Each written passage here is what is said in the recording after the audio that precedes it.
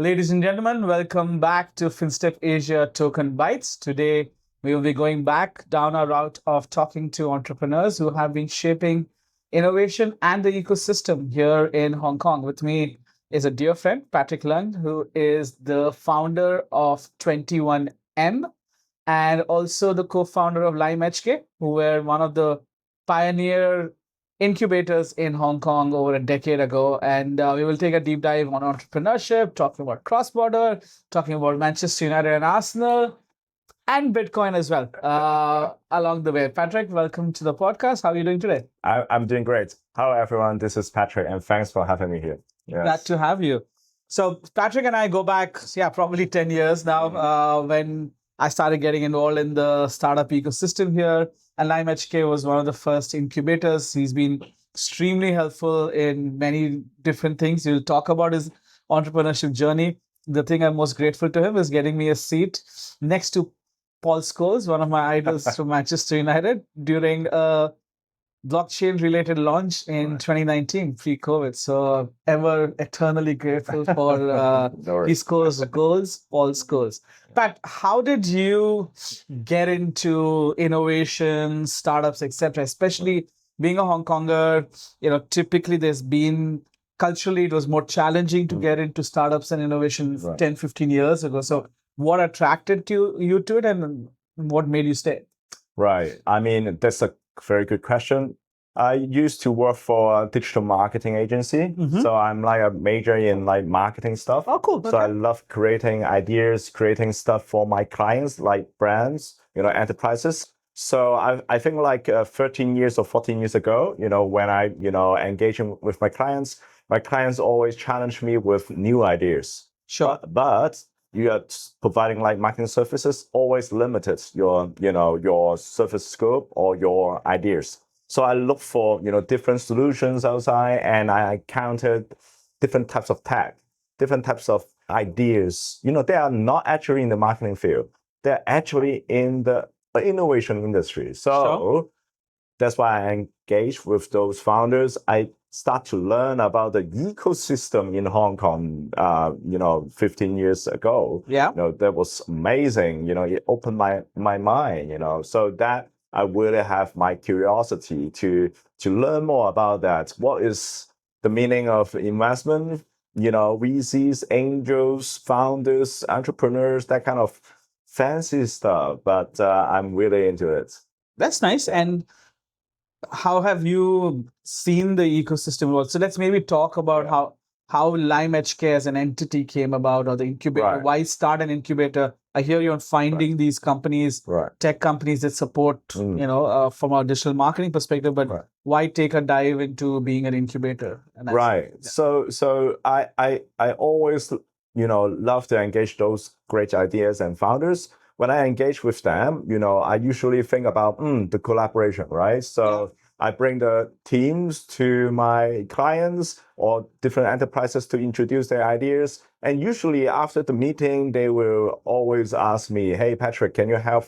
Because they may not have enough resources. Do you have like marketing, people, expert to help us first? So I provide our help first, just like a marketing, freelancer, something like that. But later on, when they get traction, they will ask me more, like, do you have like mentors? Do you have like other resources to help, Patrick? Because they may have only, 5 staff. They focus on their product development. So they need more people to help. They ask me as a friend, right?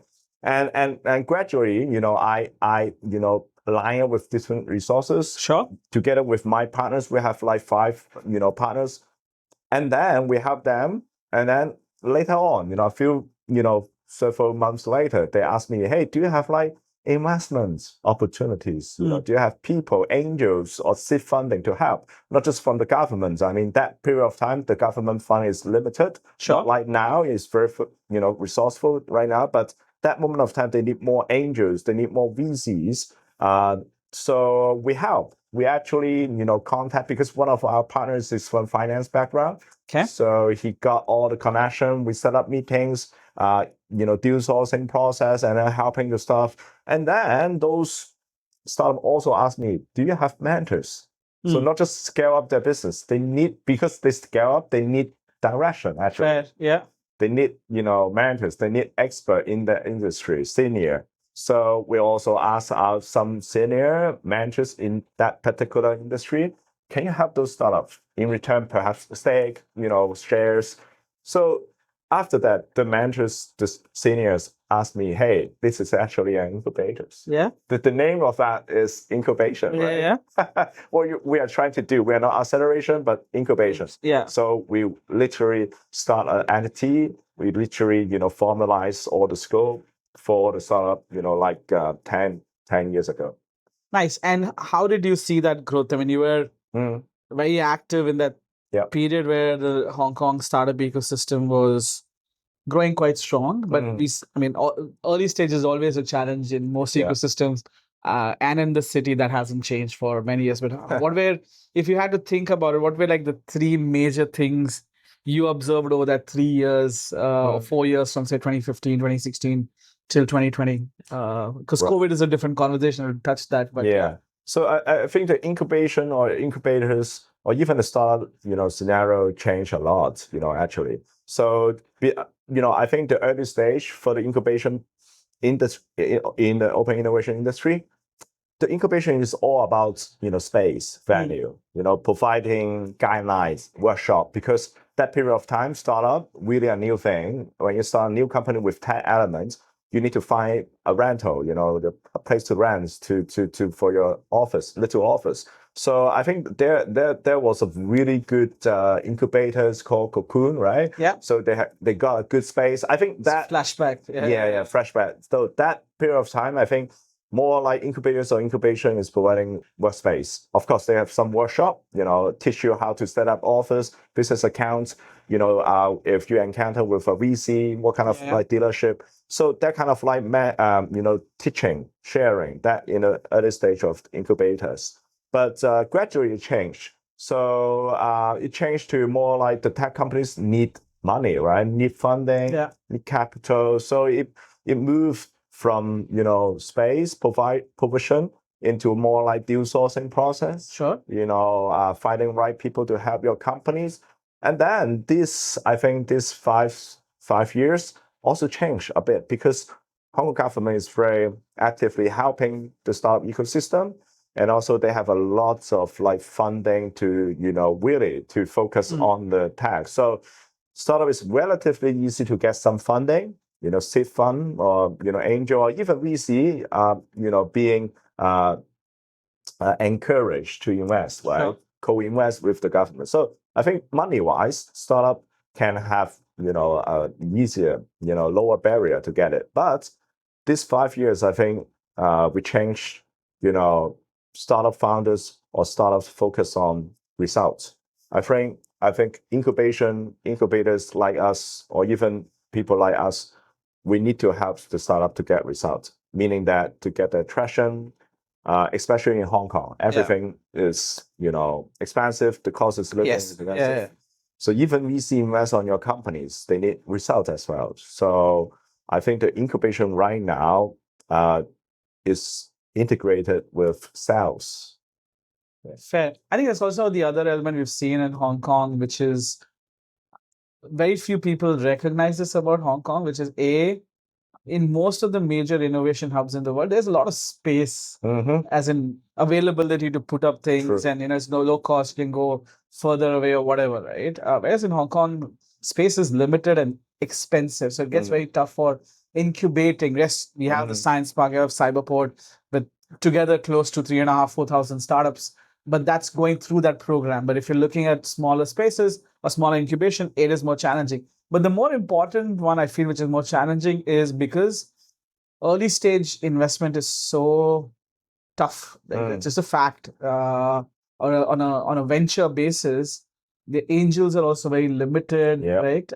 Because we haven't seen too many startups from Hong Kong who have gone and listed and got an exit. Usually it's been some acquisition or they've grown. But unlike in many other ecosystems where when you see the listing, it starts becoming the fulfilling of the cycle, and then people start seeing exits and they reinvest. But we haven't seen so much of it. But long story short, I feel a lot of times the underrated part is the founders.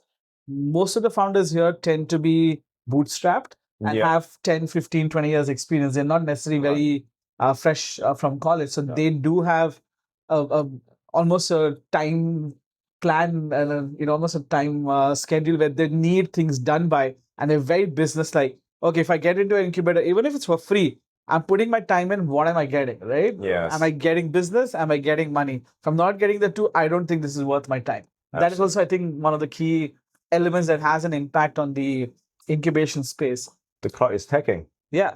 For the startup, for the founders as well. Yeah. Correct, because it's their own money that they've put in middle of their careers, which having families, etc., which puts tremendous pressure on them. So when you're thinking of that, what would you recommend to the founders in terms of the utility of having not necessarily incubation hub, but that support system, and why there is value in going to third parties? Right. I think right now these days, especially these 2 years, because of AI, a lot of entrepreneurs or lots of startups happen, and also, they are easily to execute, their proof of concept, they easily build, relatively easy. Before that, right, you need to ask the funding for the production of that project. Fair. Yeah. Right now, you can try, relatively easy to prove it, deliver it, show it.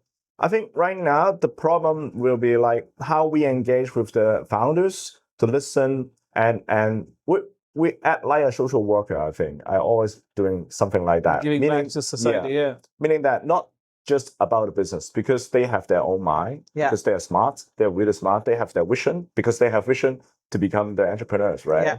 They have their idea, they have a strong opinion on something, right? But at the same time, you have to communicate with them, depending on their situation, they will always fit back. Yeah. Sometimes they need money. Sometimes they have enough money, but they need to have the performance. Yeah. Sometimes they need more people. They want to recruit more people to help them, but they are not Steve Jobs. Sure. They don't have that kind of characteristic. They know that. So how they can find more talent to, go, join around them. So I every day, still today, I would communicate with different founders to listen what they need, to feedback what we can do as a commercial, service provider, or what you can grab in the resources space. Yeah. And then you need to align with different stakeholders. For example, like if a CVC, corporate VC, invests on that company, the corporate VC may have their own, commitment, direction, may contribute to that startups. Also if they being invested by an angel, they may request you have a high return, quick return. So how to balance that? And an expansion plan. If they not only expand in Hong Kong, should we go to GBA China or overseas? This is everyday big question. They want to have discussion with, insider and also outside provider like us. Yeah. I think it's a good segue to talk about expansion. A lot of startups who are based in Hong Kong don't only serve Hong Kong. It's a good testing ground. Some of them become quite large serving Hong Kong, but vast majority of them, once they are in the scale-up phase, want to go overseas, right? Be it going to serve mainland or Southeast Asia or East Asia. And you've been doing quite a bit of work around that, right? So do you want to talk a little bit about key elements for startups to look at when they're looking to go overseas? But also I want to know a little bit more about the work you've been doing, in particular in Japan and in GBA, when it comes to building that bridge between Hong Kong and these ecosystems. Right. Yeah. I mean, that is a very good question and key trend these days. Yeah. So many of the founders these days, they eyes on mainland China, but at the same time, a lot of them like looking for Southeast Asia, like what Musheer said. So I think the key element is you have to pick. You have to really deep think and consider which market you want to go in, because each market is totally different. Fair. Yeah. If you say you want to enter Japan, the Japanese culture, the startup environment, you have to study that before you enter. Always people, if they expand their business to Asia, they just say, hey, my service scope all over Asia. Yeah. But it's too narrow. If you really want to do business, meaning that your clients in that particular market pays you, you have to really study that market. Correct. It's very hard, actually. Yeah. Japan market, Korean market, totally different culture. They may have some common thing because we are all Asian, but it's totally different. Like how you close a deal, what is the art of deal? Yeah. The network. Do those local people welcome your business? What kind of positioning? Even India, different places is a really big topic to grow. So my advice is really study that first. Yeah. Study that market first. The founder should have some love. I think you should have some love on that market. Don't just say, hey, the money goes there, the capital flows there, I go there. Because it will be very painful. If you just go there because of the money there, you don't want to engage with those stakeholders. Yeah. So my experience, because I as a Hong Kong grew up, I love Japanese culture so much in the 90s, the animation. So I have love with Japan first. Yeah. So that's why I developed my business, my connection, and also helping the Japanese companies to come to Hong Kong and China. Also, I brought some companies from Hong Kong and GBA to Japan to start their journey, and also introduce Japanese key personnel so that they can keep going in that market. So yeah, I've really focused on Japan, but my lesson learned is you need to learn that culture is a big topic. Don't spread yourself too thin in the Asian market yet. Pick wisely. And looking reverse, right? We, as a major B2B hub, but also the third largest financial sector in the world, one of the largest wealth management centers in the world, plus multiple other metrics. You do have quite a few companies, both startups, corporates, wanting to come into Hong Kong, or at least use Hong Kong as a Greater China or East Asia base. Yeah.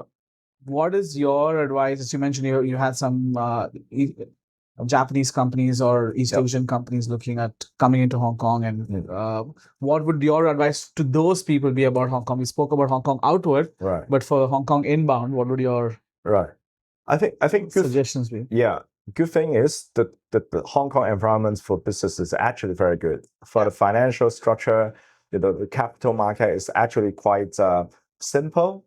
Tax structure is simple, is low. It's very attractive. So the liquidity of capital flow is good. So people really attracted to come to Hong Kong. So I think we have to understand that in Hong Kong we are using we're really international. Yeah. We have English speaking audience, we have Cantonese speaking audience. So especially when they come to Hong Kong, when the overseas companies, I think they also have to study and also engage with the Cantonese local markets. Yeah. I think you have to integrate both sides.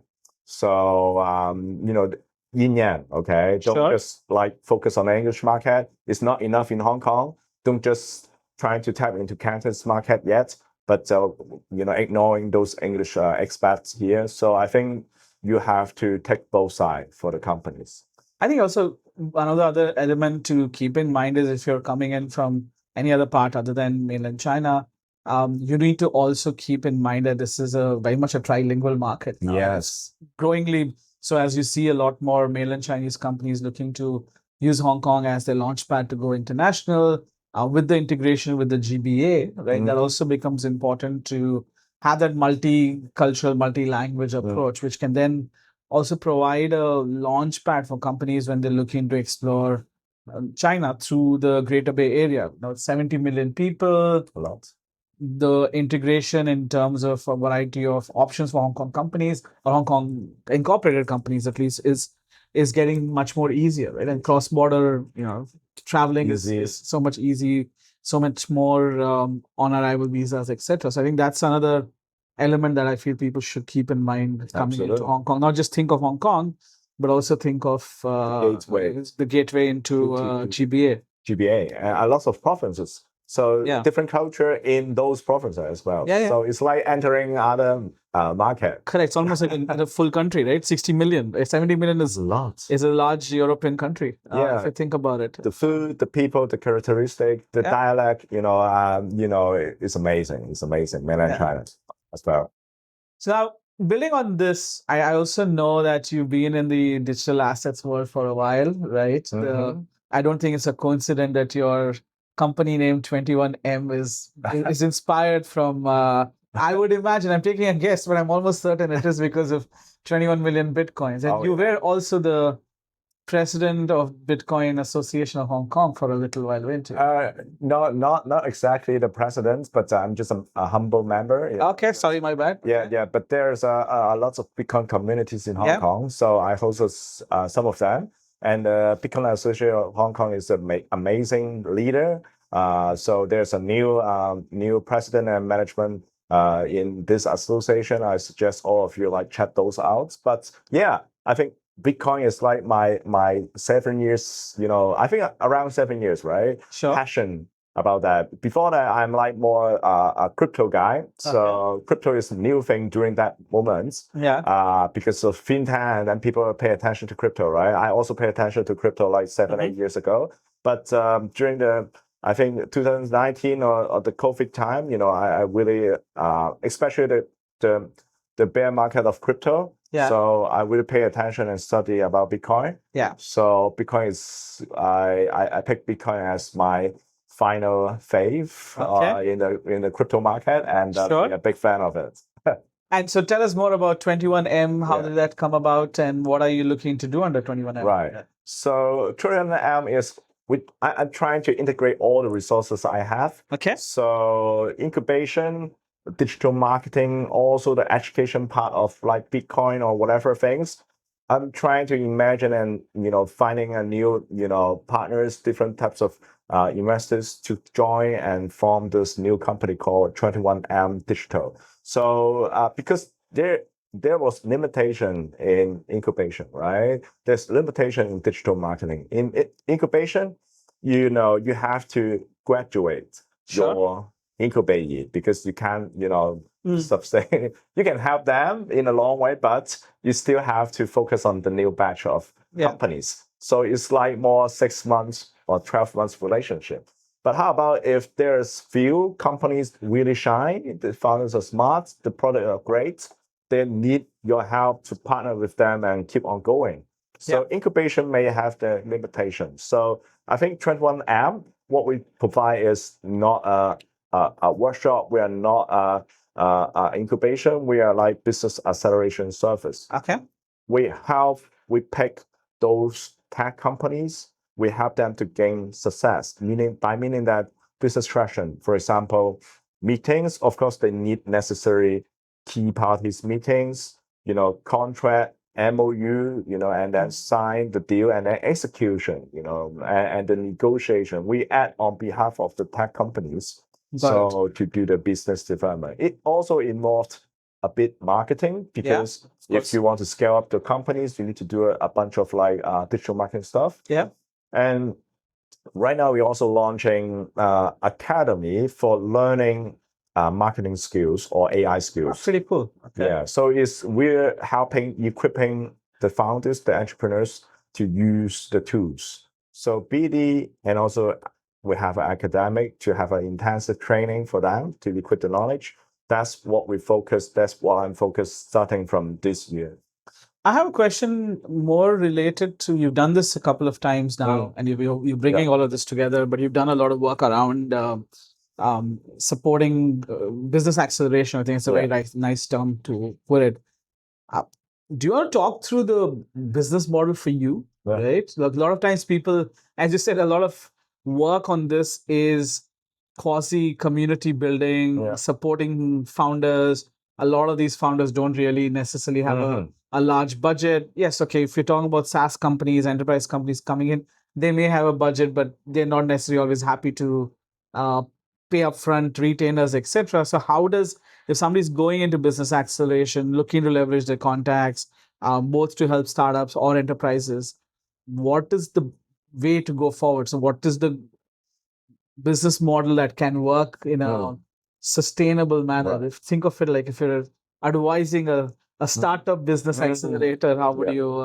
Right.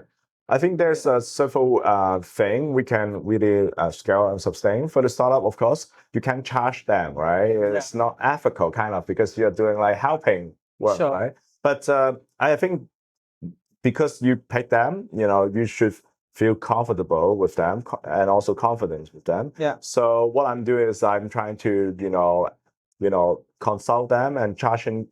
Our company charge them a fixed fee, but Okay. on top of that, we also charge different types of, share if we, different cuts if we secure contracts. I think it's very Okay. fair deal, right? Sure. So I think that part is going smoothly. A lot of, and also that we can filter out those startup with the good mentality, meaning that they're ready to battlefield. They're not just trying to learn stuff. Yeah. They're trying to work together. At the same time, there's lots of money coming from the enterprises these days because they look for solution. They look for actual practical solution to, helping them, rejuvenate their enterprises, especially their relatively old schools. They welcome new ideas.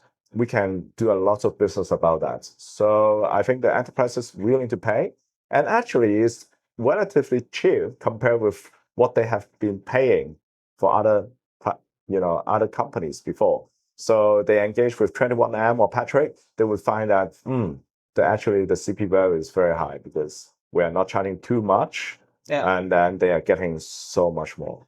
And so if I was going to set up, what would be your tips to keep in mind to have a sustainable business? If I was setting up a business accelerator, what would be your tips for me to ensure I can have a sustainable business supporting other companies? Right. So depending on markets, I think in Hong Kong market also, traction always goes first. Okay. Business still always goes first for startups. So if we start up, if we do something similar like business acceleration in Hong Kong, you have to have a good sales team to make sure you are really helping the tech companies. You are not just providing only mentorship. Sure. Mentorship is just one thing. Some of them are like really senior. They're already being the mentor of their industry. Correct. Yeah. So what do you have is you fit in your SWAT team. So it's like a team of expert of sales or BD. Yeah. Collab with them and then provide the actual needs. I think in Hong Kong, you have to do that way. So at the same time, I think, 80% is something like that, right? Looking for sales or stuff. There's 20% of the tech companies or research company these days, especially because science part, they're really focused on R&D and they encourage the R&D. There's lots of companies coming up is really doing deep research, deep tech. Yeah. They may not have the actual business development going on, not in their agenda in the first few years. Correct. So I think you also have to get a industry expert for work with you. Yeah. You lead them and then provide that kind of expert to those companies.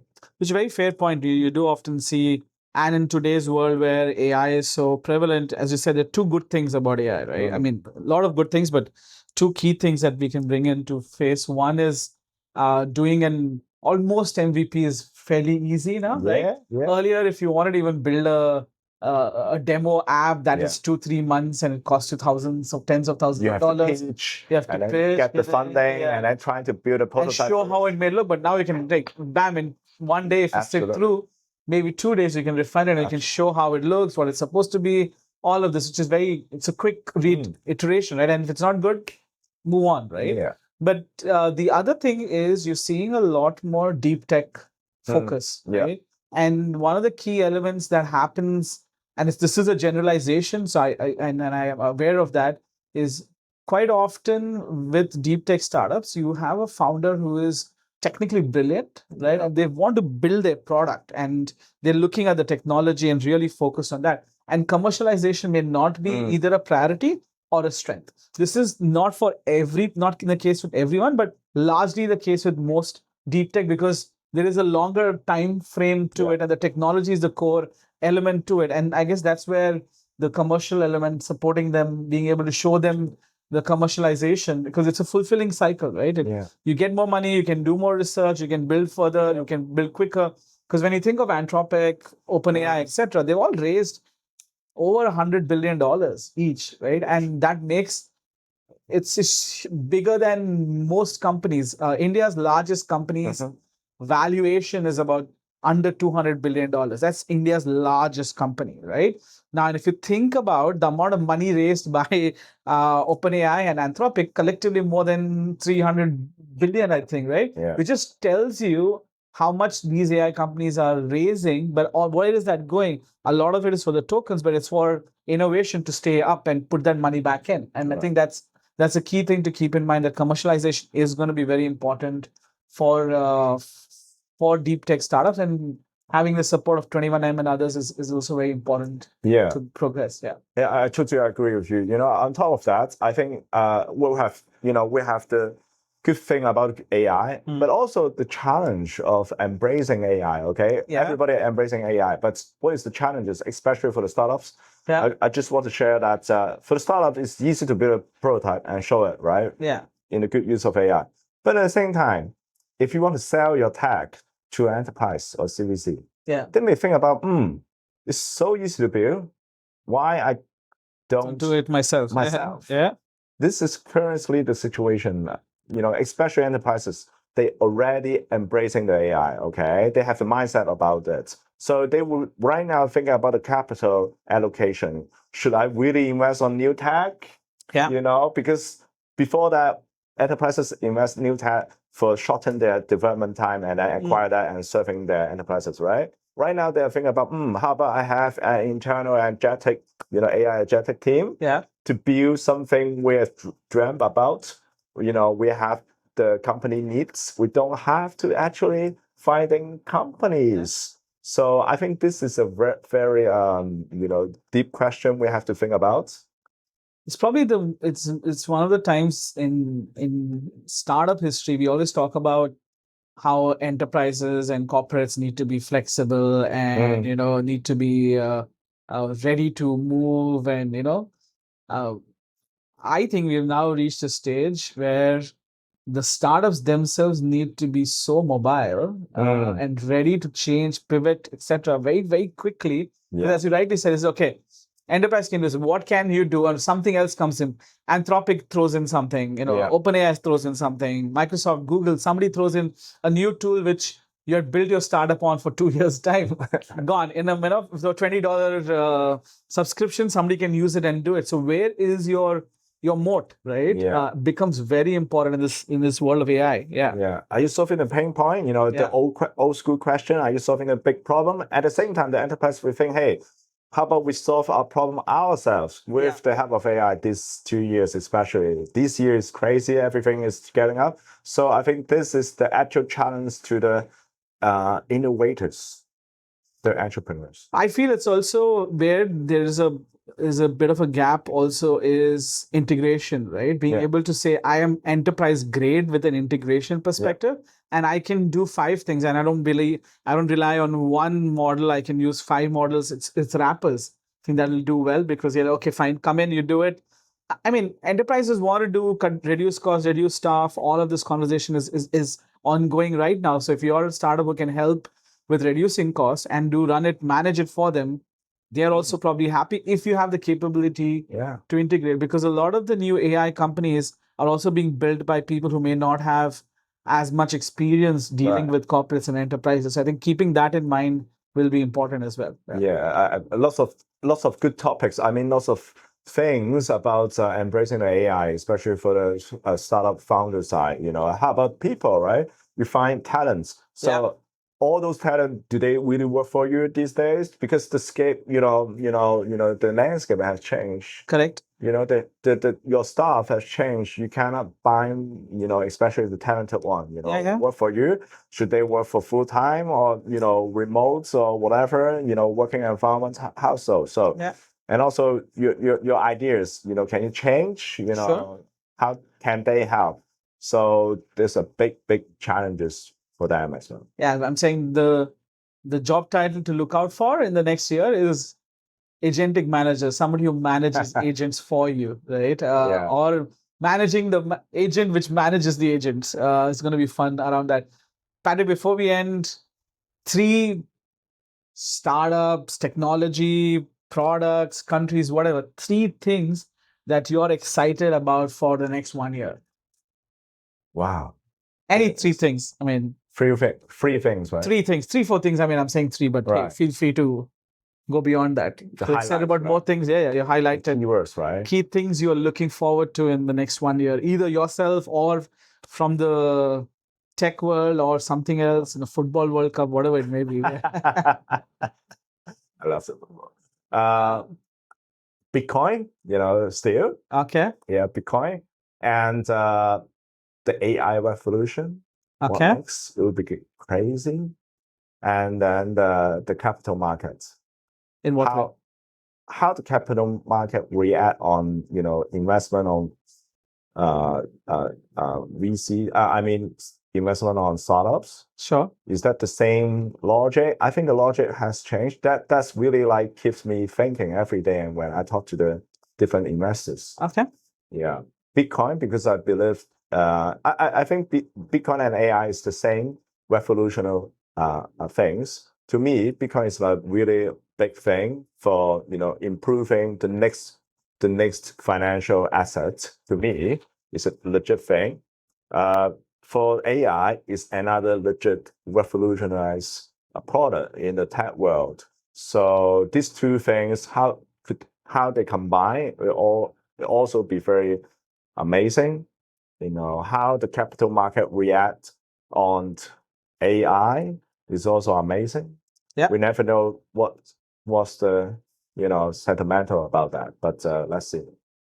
Perfect. Thank you so much for your insights, Patrick. It's been great. Thanks for having me. Thanks for being here, and love having you here, and look forward to the progress of 21M in the next year and bringing you back. Ladies and gentlemen, keep following us for more such conversations with entrepreneurs building ecosystems and building innovation in Hong Kong and across Asia.